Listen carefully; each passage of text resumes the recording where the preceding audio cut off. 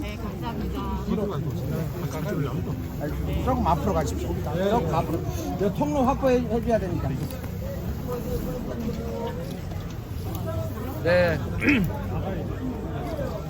오늘 곽상은 우리 더불어민주당 이번 국회의원 선거 후보와 함께 우리가 이 시장을 한번 둘러봤습니다. 안녕하세요.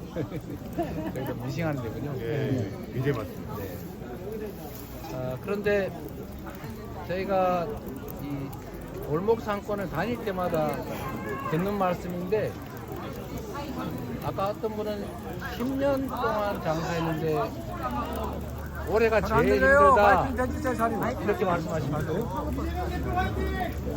제가 다른 시장에서 들은 말씀은 30년 장사를 했는데 지금처럼 장사 안 된 경우가 없었다 이렇게 말씀하시는 분도 많이 계셨습니다. 정치라고 하는 것이 가장 중요한 역할이 국민들의 먹고 사는 문제를 해결하는 것입니다. 지금보다는 더 나은 삶을 살 수 있게 만드는 것이 바로 정치입니다. 우리 국민들께서 이 나라의 주권자로서 가지고 있는 권력을 나를 위해서, 대한민국 공동체를 위해서 잘 행사해 달라고 선거로 특정 정치인들한테 위임을 합니다. 그런데 이 윤석열 정권, 국민들로부터 위임받은 권력을 가지고 무슨 짓을 하고 있는지 여러분들이 다 보고 계시지 않습니까? 경제가 다 망가졌습니다. 정치가, 또 정부가 조금만 관심을 가지고 이걸 챙기면 경제가 이렇게 나빠질 수는 없습니다. 경제를 이렇게 망치고도 개선을 하겠다는 의지가 없습니다. 대출 원리금 한 달에 50만 원 내던 것이 150만 원이 됐는데 한 달에 2, 300만 원 벌어서 그 대출 원리금 갚으면 어떻게 삽니까? 전세 사기로 수만 명이 길바닥에 나앉아도 내몰래라 합니다. 수출이 전 세계 꼴찌로 떨어져도 모른 척 합니다. 심지어 여러분, 아리백 몰라도 된다 이런 소리 하는 사람이 있습니다. 모르면 배워야지요. 모르는 게 뭘 그리 자랑이라고 몰라도 된다고 합니까? 대한민국은 수출로 먹고 사는 나라입니다. 우리 세계를 상대로 수출을 하는 기업들이 국내에 재생에너지가 없으면 이 화석연료로 생산된 에너지로 만든 제품을 팔 수가 없습니다. 안 산다는 겁니다. 곧 그런 시대가 오는데, 전 세계에서 재생에너지 비율이 7%밖에 안 되는 이런 나라에서 수출 대기업들이 수출을 하려면 생산기지를 해외로 다 옮길 수밖에 없고, 생산기지를 옮기면 거기서 일하는 우리나라 노동자들 다 일자리 잃게 됩니다. 그래도 몰라도 됩니까, 여러분? 이런 생각으로 나라 살림을 하니 경제가 살아날 수가 없습니다. 그런데도 정부의 가장 큰 역할이 우리 국가 공동체 구성원들이 같이 살게 해주는 것입니다. 함께 어우러져 살 수 있게 하는 게 정부의 역할이고, 너무 많은 격차가 발생하면 그걸 줄여줘야 되는데, 이렇게 어려운 시기에 초부자들, 대기업들, 고액자산가들 세금 다 깎아주고, 그러니 국가 재정이 부족할 수밖에 없는데, 그러니까 서민 지원 예산 줄이고 R&D 예산 줄여서 공부도 연구도 못하게 하고, 청년 지원 예산 줄이고, 이러니 격차가 더 많이 발생하고 경기는 더 나빠지지 않습니까? 국민으로부터 권력을 위임받아서 나라 살림을 하는 이 윤석열 정권이 이렇게 무능, 무책임, 무대책에 무관심까지 한 점에 대해서 이제 주인들이 회초리를 들어서 혼을 내야 될 때입니다. 이번 총선이 바로 그렇게 혼을 낼 수 있는 결정적인 기회입니다. 그렇지 않습니까, 여러분?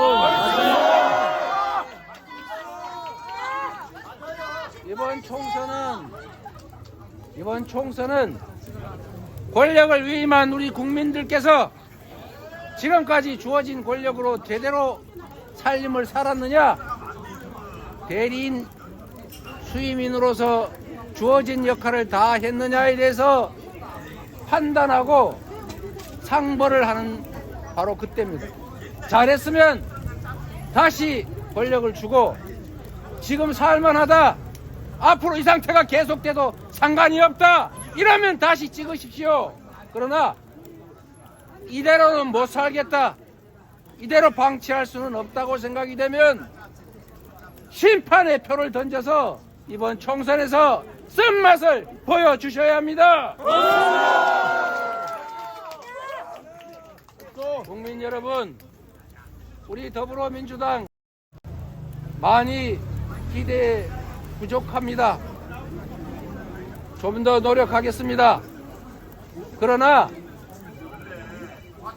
윤석열 정권에게 국회 입법권까지 넘겨주면 지금도 이 모양인데, 국가, 제도, 법 시스템 다 뜯어 고쳐서 다시는 회복할 수 없는 나락으로 이 나라를 떨어뜨릴 것입니다. 그대로 방치하시겠습니까, 여러분? 종로에서부터 바꿔주십시오. 곽상은 후보 정말로 유능하고 의기 높고 국민에게 충직한 일꾼이 될 것입니다. 더불어민주당이라고 하는 거대한 정치 세력의 맨 앞에서 승리를 견인해 나갈 선수입니다. 종로구 거주하시는 대한민국의 주권자 여러분, 우리 곽상은 후보에게 일할 수 있는 기회를 주시겠습니까?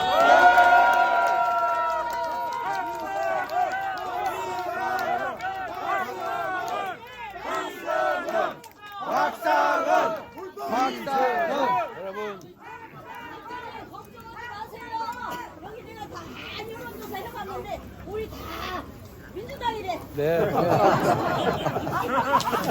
네, 알겠습니다, 어머니.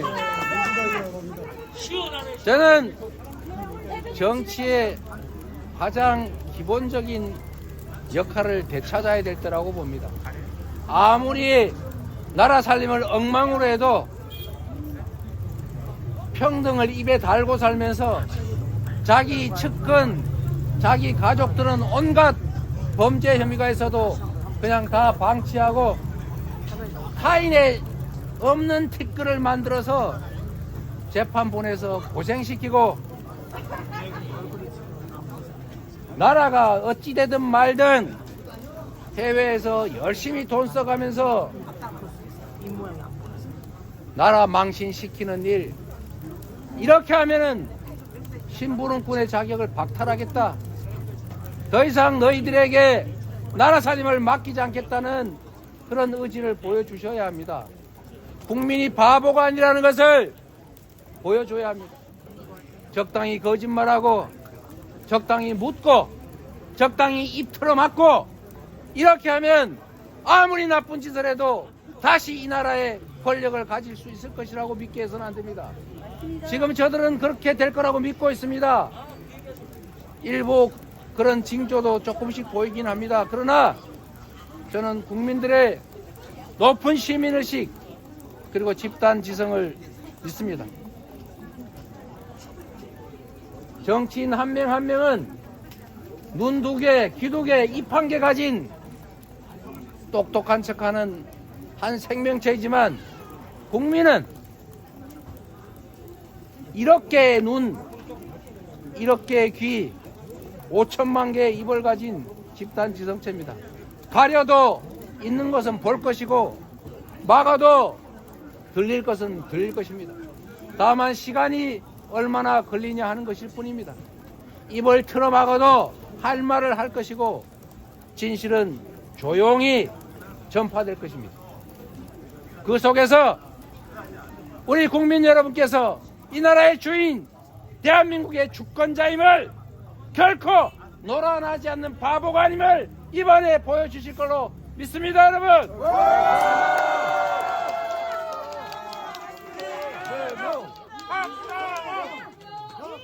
승리로 보답하겠습니다. 곽상원을 도와주십시오. 감사합니다.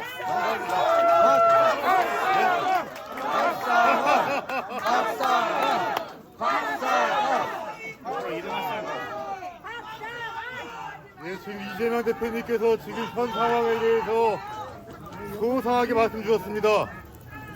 정치가 민생입니다. 그리고 민생이 정치입니다. 그런데 어느 때부턴가 국가가 국민을 걱정해야 되는데 국민이 국가를 걱정하고 있습니다. 이래 되겠습니까? 아니요. 여러분 지금 만족하십니까? 아니요. 우리가 할 수 있는 것은 투표밖에 없습니다. 입은 틀어막아도 투표는 막지 못합니다. 투표로 지금 정권을 심판해 주십시오. 그 시작이 종로가 되게 해주십시오. 제가 또 인사드리겠습니다. 최선을 다하겠습니다. 고맙습니다. 여러분, 구호 하나 하겠습니다. 구호. 제가 못 살겠다. 그럼 여러분이 심판하자. 이렇게 한번 해주십시오. 자, 못 살겠다. 심판하자. 못 살겠다. 심판하자. 못 살겠다. 심판하자. 입틀막 정권. 심판하자. 잘하실 것 같습니다. 감사합니다. 파이팅! 파이팅! 나와주세요.